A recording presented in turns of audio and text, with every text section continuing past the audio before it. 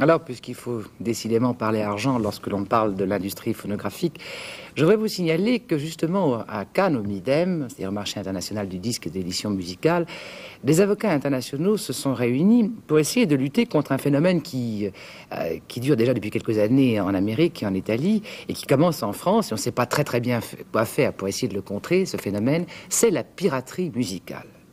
Qu'est-ce que c'est très exactement que la piraterie musicale et surtout quelles sont les conséquences économiques de cette piraterie musicale? Une enquête d'Alain Beverini. Aujourd'hui encore, malgré la vigilance des organisateurs de concerts, la dernière tournée de Dylan en Europe aura aussi été piratée. Ouais, ça va été fait. En plus, on fait les 5 et puis les cassettes. Hein. D'accord, caméra, appareil photo. C'est au cours des années 60 que se situe le boom de la piraterie, quand la technique de l'enregistrement sur bande s'est développée.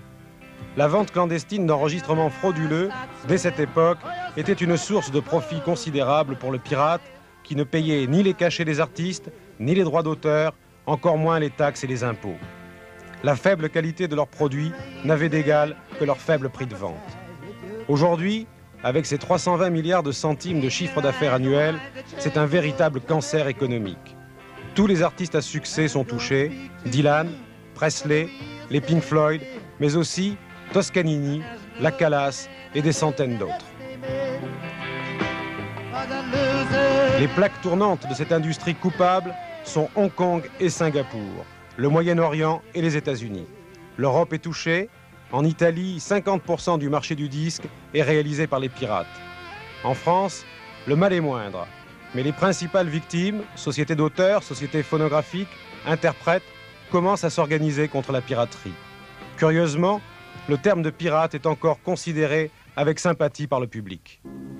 La forme actuelle la plus répandue est la contrefaçon.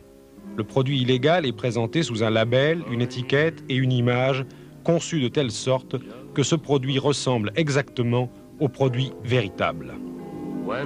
La contrefaçon, malgré son succès, n'a cependant pas éliminé du marché l'autre importante forme de piraterie que les Américains appellent bootlegging, et qui est en fait l'enregistrement frauduleux d'un spectacle ou d'une émission de radio. Ce terme s'applique généralement à la commercialisation d'un produit entièrement nouveau par opposition à une copie pure et simple. C'est souvent par l'enregistrement à domicile d'émissions de radio que commence la chaîne de la piraterie.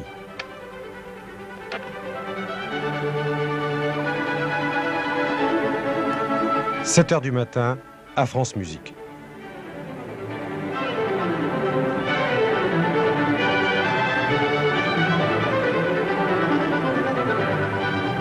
Quotidien Musique, Philippe Caloni, bonjour. Et tout de suite une avant-première. C'est un disque qui n'est pas encore dans le commerce. Il s'agit du dernier enregistrement de la Symphonie du Nouveau Monde de Dvorak par l'orchestre du Concertgebouw d'Amsterdam dirigé par Colin Davis. Je vous le rappelle, c'est une avant-première.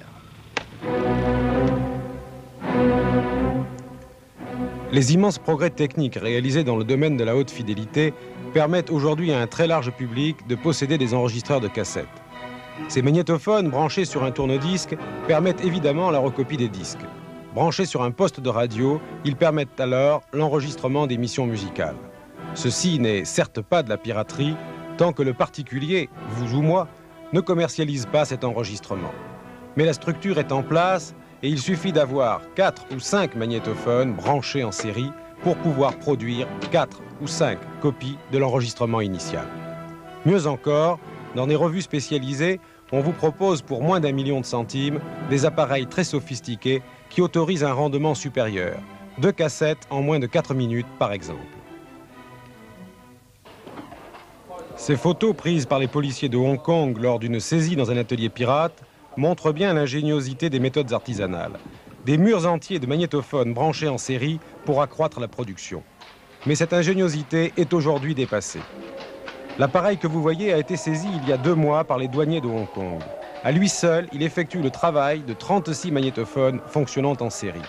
Avec un appareil de ce type, et pour un investissement de 5 millions de centimes, un pirate peut maintenant produire 500 cassettes jour. Ce rythme de production semi-industrielle a fait encore baisser le prix de revient des cassettes pirates. On peut estimer en moyenne à 70% la marge bénéficiaire des pirates qui, rappelons-le, font l'économie de la recherche artistique, des salaires, des frais de commercialisation, de publicité et bien sûr des redevances versées aux auteurs, sans oublier les taxes et les impôts.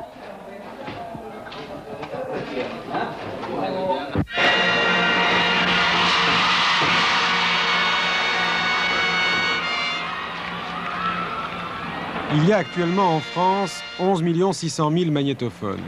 Dans quelques années, 10 ou 20 ans tout au plus, il y aura sans doute autant de magnétoscopes que de magnétophones. Et l'on est en droit de se demander si les bienfaits technologiques qui nous permettent une radio, une télévision, une culture à la carte, si ces bienfaits ne portent pas en eux-mêmes le pouvoir de détruire ce qu'ils devraient propager. Et si un usage immodéré des procédés de reproduction n'aboutirait pas rapidement, par le découragement des créateurs et des artistes, à un appauvrissement culturel évident.